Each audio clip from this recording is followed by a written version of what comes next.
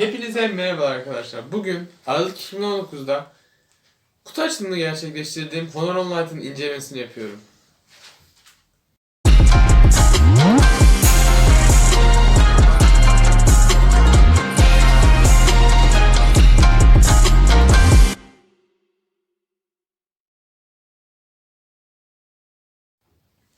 Donanım ve yazılımından bahsedeceğim ama öncelikle tasarımından bahsetmek istiyorum. Yaklaşık 1400 liralık bir telefonun yaklaşık 1400 liralık bir fiyatı var ve ekran damla çentik şeklinde kamerası bulunuyor. Damla çentiğin hemen üstünde hoparlör yer alıyor şurada. Onun dışında iki tarafta da mikrofon girişi var. Hoparlör, USB şarj girişi ve kulaklık girişi de burada bulunuyor. USB yerine Type-C girişi olabilirdi. Mesela Oppo'nun değil de Realme'nin yeni telefonların Type-C girişli ve hemen hemen bu fiyatta seyrediyorlar. Onun dışında güç ve ses açma kapama tuşları da burada yer alıyor. Birazdan da daha detaylı bir şekilde bahsedeceğim. Kameralardan bahsetmek istiyorum. İkili kamera dizilimi mevcut. Altında da flash var. Portre modu bulunan bir kamera. Bokeh efekti de yapabiliyor tabii ki yani. Ve ana kameramız bulunuyor. Megapiksel değerlerini burada videoda yazarım. Ve parmak izi okuyucu bulunuyor. Telefon kutusundan bu kılıfla çıkıyor. Kılıf çok şeffaf bir kılıf yani. Bunu tartışılacak bir şey değil ama uzun süre sonra bu iz yapıyor ve kirli bir izlenim bırakıyor. Telefonun tasarımıyla ilgili bunlardan bahsedebilirim. Onun dışında burada Honor yazısı mevcut. Şimdi telefonu almalı mıyız? Bu fiyata değer mi? Bu detaylardan biraz daha yakından bahsedeceğim. Yakından incelemeyle devam edelim. Telefonun tasarımını hemen hemen bahsettim. Böyle daha detaylı bir şekilde göstermek isterim. Bu siyah rengi. Biraz da olsa yani yeni modeller kadar olmasa da ufak bir şu ışıkta oynama olayı var. Bu güzel. Biraz nasıl tonlasam bu siyah tanımlayamadım. Yanlış bir şey de söylemek istemiyorum. Telefon sevdiğim özelliklerinden birinden bahsetmek istiyorum. Bu alınabilir bir şey mi bilmiyorum ama telefonun arka planını belli bir şey yapmadığın sürece bu böyle kendisi değişiyor. Bir 10-20 tane var herhalde. Belki de 30 tane. Bu gerçekten hoşuma gidiyor. Güzel manzaralar var. Belki de Honor bu telefonla çekilmiştir. Telefon burada adımı gözüküyor. Telefonu normal olarak burada saat ve tarih yer alıyor. Onun dışında şöyle buradan yüzümü okuyacak mı diye çalışıyorum. Evet, buradan kameranın arkasına okudu. Şurada da yüz okuma şeyi var galiba. İlk defa bu kadar çalıştı. Aa, o ne ya? Tanımlayamadım şu an. Bir sinyal falan mı veriyor? Veya yaydığı sinyalleri görüyoruz. Şu an gerçekten garip. Her neyse telefon tasarımından ve donanım tasarımlarından bahsetmek istiyorum.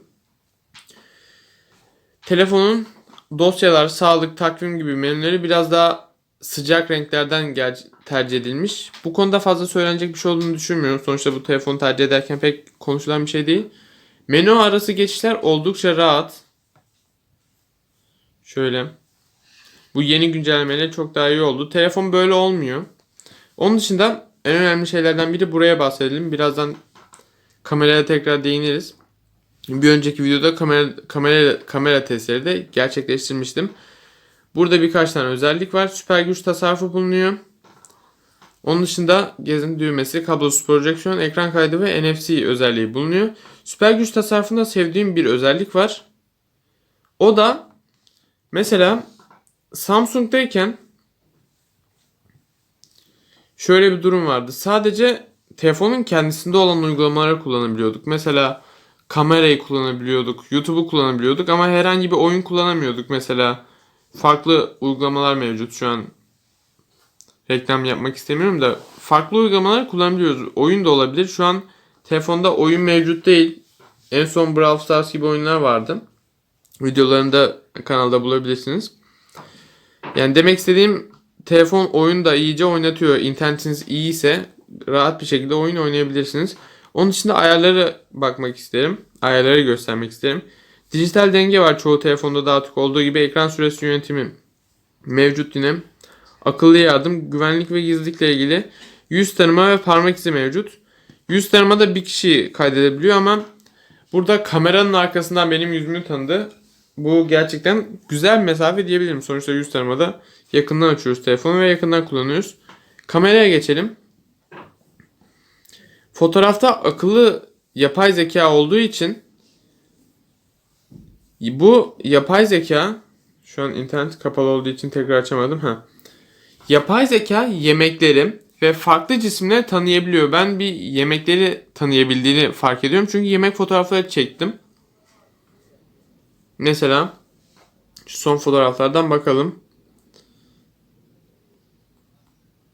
Resim kalitesi böyle biraz ışıktan şey olabilir ama böyle gayet de kameradan bir kamerayla çekilmiş fotoğrafı gördüğümüzü düşünürsek ve şu an o yüzden de ışık parlıyor biraz. Yeterince kaliteli. Yani günlük hayatta oldukça işinize yarayacaktır. Ayrıca benim en çok hoşuma giden şeylerden biri de kare kod okutma, tercüme, alışveriş şeyleri bulması. Mesela şuradan bir kitabı koyduğumuzda şu an zemini taradı. Mesela bunu algılar diye düşünüyorum. Bu tabi diğer modellerde de var ki algıladı da. Ama bu mesela eski model bir Samsung'da veya eski model telefonlarda yok. Kalori ve cisim şeyleri de mevcut. Bu yapay zeka ile ilgili. Video kısmında da 1080p 30 fps kayıt alabiliyor. Bu gerçekten güzel. Onun dışında böyle seçenekler mevcut. Portre modu, gece modu. Gece modu fazla kullanmadığım için ayırdığına pek varamıyorum. Ama az da olsa işe yarıyor. Portre modu mevcut. Yine bokeh efekti sağlayabilecek. Tabii şu an bir yüz olmadığı için algılayamıyor. Şöyle göstersem olur herhalde. Her neyse kamera arkasında görmüş oldunuz. Böyle başka neyden bahsedebilirim diye düşünüyorum. Telefonu almamız gereken, telefonu bu fiyata değer kılan şeyler kamera. Onun dışında tasarımı güzel. Menüler arası geçiş iyi yani. Her ekran yenileme hızı gerçekten tatmin edici. Onu da bulursam buraya bir yere yazarım. Onun dışında Huawei Health de oldukça iyi. Hele bir cihaz eklediğimiz durumda veya Huawei veya Honor'un, zaten Honor Huawei'nin alt markası olduğu için Huawei Health kullanılıyor. Bir cihaz, akıllı band, kalp atış hızı ölçer eklediğimizde gerçekten güzel sonuçlar elde edebiliyoruz. Menünün görünürlüğü ve bize sunduğu farklı antrenmanlar gerçekten güzel. Tabii bir cihazda çok daha iyi olabilir diye düşünüyorum ki oluyor da. Onun dışında burada Honor'un ve Huawei'in bize sunduğu destek mevcut. Bahsetmek istediğim bir nokta daha var. O da HiSwipe diye bir uygulama. Şu an girince pek bir işe yarayacak mı bilmiyorum. Bu bilgisayara bağlamamızı ve daha kolay dosya aktarmamızı sağlıyor. Bu Honor ve Huawei markasını tercih etmemiz gereken bir noktalardan birisi daha. Yani sırf bu bile tercih edilebilir. Tabi farklı markaların bu konuda farklı tercih edilebilme şeyleri mevcut. Kamerayı gösterdim. Hızlı şu an bir oyun oynayarak gösterebileceğimi düşünmüyorum ama dediğim gibi plastik biraz sorun edebiliyor. O da bir yarım saati geçtiğimiz sürece sorun edebiliyor. Videoda böyle bir şey denk geldiği için özür dilerim. Her neyse umarım videoyu beğenmişsinizdir. Ben yeterince detaylı bir şekilde anlattığımı düşünüyorum. Bahsetmek istediğiniz veya sormak istediğiniz bir şey varsa yorumlarda lütfen belirtmeyi unutmayın. Bir sonraki videoda görüşmek üzere. Hoşça kalın.